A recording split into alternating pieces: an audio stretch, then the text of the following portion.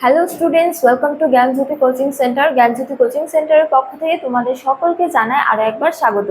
তো স্টুডেন্টস, আজকে আমি যে আলোচনা নিয়ে পুনরায় তোমাদের সামনে চলে এসেছি তা হলো প্রথম কুমারগুপ্ত সম্পর্কে আলোচনা।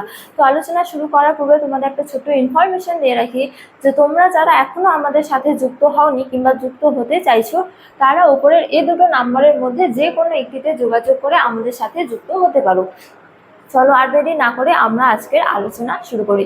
তো আজকের আলোচনা হলো কি প্রথম কুমারগুপ্ত সম্পর্কে।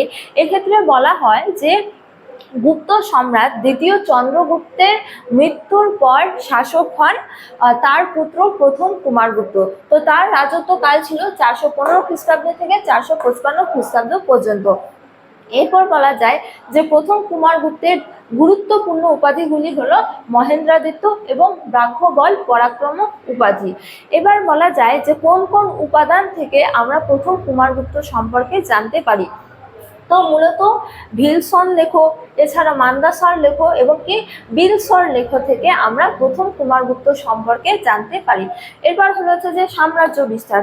এক্ষেত্রে বলা যায় যে প্রথম কুমারগুপ্তের রাজত্বকালে গুপ্ত সাম্রাজ্য মূলত হিমালয় থেকে নর্মদা নদী এবং উত্তরবঙ্গ থেকে কাথিয়াবাড় পর্যন্ত বিস্তৃত ছিল। এরপর হলো যে কৃতিত্ব। তো এক্ষেত্রে বলা হয় যে প্রথম কুমারগুপ্তের দুটি গুরুত্বপূর্ণ কৃতিত্ব হলো যে প্রথমতম ডক্টর গয়াল বলেন যে প্রথম কুমারগুপ্ত নল রাজবংশের সঙ্গে জোট বেঁধে বকাটকদের চরম বিপর্যয় ঘটায়। এটা হলো তার প্রথম কৃতিত্ব।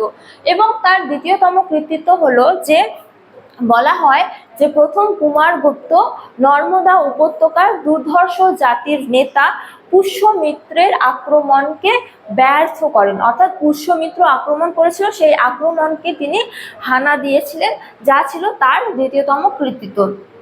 এরপর হলো যে প্রথম কুমারগুপ্তের শাসন ব্যবস্থা সম্পর্কে। তো এক্ষেত্রে বলা হয় যে প্রথম কুমারগুপ্তের শাসনকাল পূর্ববর্তী গুপ্ত শাসকদের তুলনায় কিন্তু খুবই শান্তিপূর্ণ ছিল। এছাড়া বলা হয় যে গুপ্ত সাম্রাজ্যের মধ্যে প্রথম কুমারগুপ্তের রাজত্বকালকে শান্তি ও সমৃদ্ধির যুগ বলে অভিহিত করা হয়। তো প্রথম কুমারগুপ্তের শাসন ব্যবস্থা ছিল খুবই উন্নত ধরনের।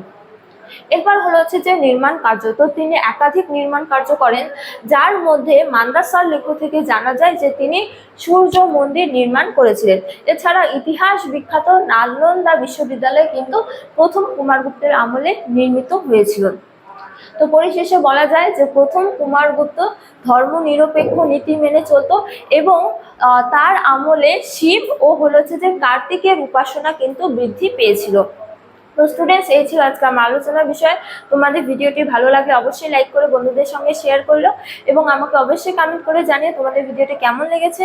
তোমাদের সাথে দেখা হবে অন্য এক ভিডিওতে অন্য এক টপিক নিয়ে। ততক্ষণ ভালো থাকো, সুস্থ থাকো। Thank you.